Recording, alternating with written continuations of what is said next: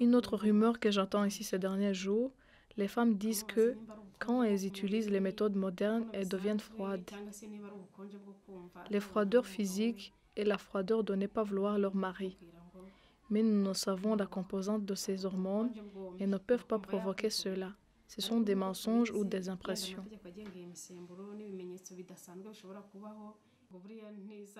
Les femmes sèment des rumeurs que les injections stoppent les règles et ces dernières vont s'accumuler quelque part et vont la tuer à la longue.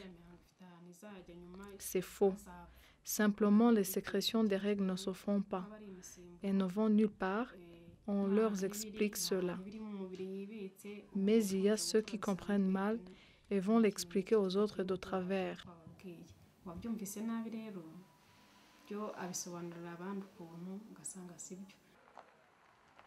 À Rubengera, le ministère rwandais de la Santé a mis sur pied des dispositifs dans les centres de santé et un personnel spécifique pour mettre en marche un programme de limitation de naissance ou planning familial et justement faire tomber toutes les fausses rumeurs. D'autres rumeurs qui font circuler disent que les femmes qui utilisent ces méthodes, quand elles voudront mettre au monde des nouveaux, les enfants viendront avec le membre incomplet, par exemple sans oreille. Elles disent encore que ces méthodes qui sécrètent des hormones provoquent des tumeurs dans la matrice, alors que c'est justement le contraire. Celles qui les utilisent ont beaucoup plus de chances de ne pas en avoir. Elles parlent aussi des préservatifs, comme quoi ils peuvent rester en l'air. Le problème se pose encore quand elles tombent malades, même quand c'est une maladie d'homme, elles associent directement aux méthodes qu'elles utilisent. Quand elles arrivent, nous essayons de leur expliquer et elles rentrent convaincues.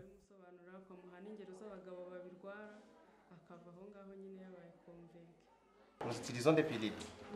Les pilules, c'est cette plaquette ici. Nous essayons d'expliquer aux femmes comment les prendre. Et les femmes doivent prendre ça chaque jour et à la même heure. À part les pilules, nous avons des injectables. Cet injectable ici de Provera, que nous donnons tout juste au niveau des bras, soit de l'épaule de la femme. La femme prend ça tout juste 3 mois d'IRA. Donc ça couvre 3 mois. L'intervalle est de 3 mois. Après 3 mois d'injection, on répète encore la dose jusqu'à ce que la femme pourra dire non, j'arrête, je voudrais bien maintenant concevoir. À part les injectables, nous avons parlé des condoms. Il y a les fémido ici pour les femmes. Ça, c'est pour les femmes. Et ça aussi, ce sont des condoms masculins que les hommes utilisent tout juste pour l'espacement des naissances ou soit pour la lutte contre les IST ou les IST et les VIH-Sida. Nous avons aussi des contraceptifs qui durent 5 ans que nous plantons dans le bras de la femme. Nous choisissons le bras qu'elle n'utilise pas souvent. Nous avons 3 sortes. Norplan, qui est fait de 6 pièces. Jadel, qui a 2. Implano, c'est 1 pièce.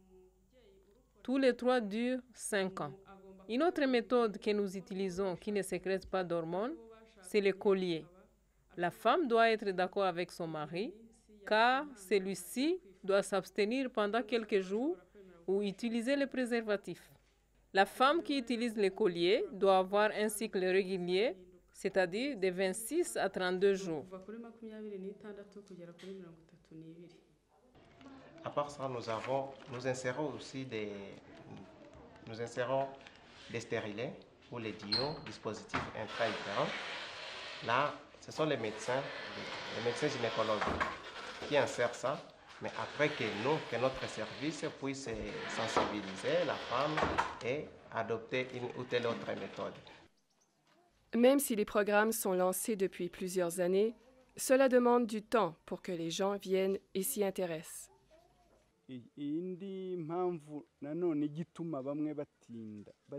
Certaines femmes perdent le courage d'adopter ces méthodes parce que peut-être une voisine a essayé et a eu des effets secondaires. Pourtant, les médecins leur expliquent bien que ça peut arriver, surtout que les corps des personnes diffèrent. Ces femmes craignent sans même qu'elles aient essayé, se basant seulement sur des ondits qu'elles recueillent chez les voisines sans aucune vérification.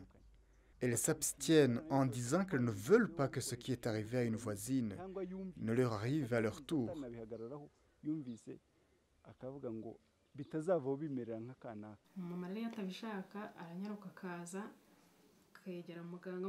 Certaines femmes viennent sans accord de leur mari.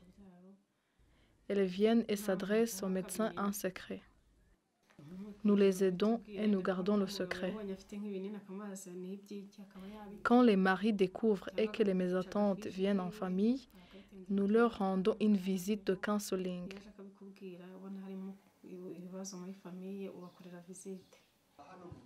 À la faculté de médecine de Butare, au Rwanda, des étudiants volontaires se déplacent dans différents sites pour des séances de sensibilisation sur le planning familial.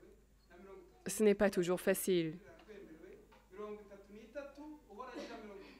Il faut rendre la formation attrayante pour les jeunes.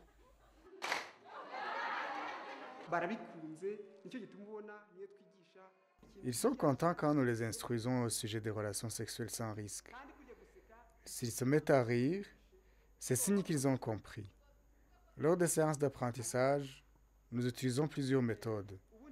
Nous recourons notamment au collier. Les femmes sont actives. Elles posent beaucoup de questions pour comprendre afin de vérifier les informations qu'elles ont reçues des autres femmes ou pour démentir les fausses affirmations.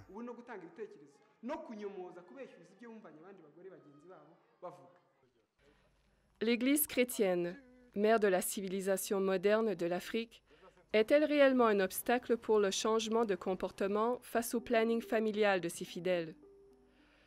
Monseigneur Kizito Baoudjimi-Higo est évêque de l'Église catholique au diocèse de Kibungo et porte-parole de la conférence épiscopale du Rwanda.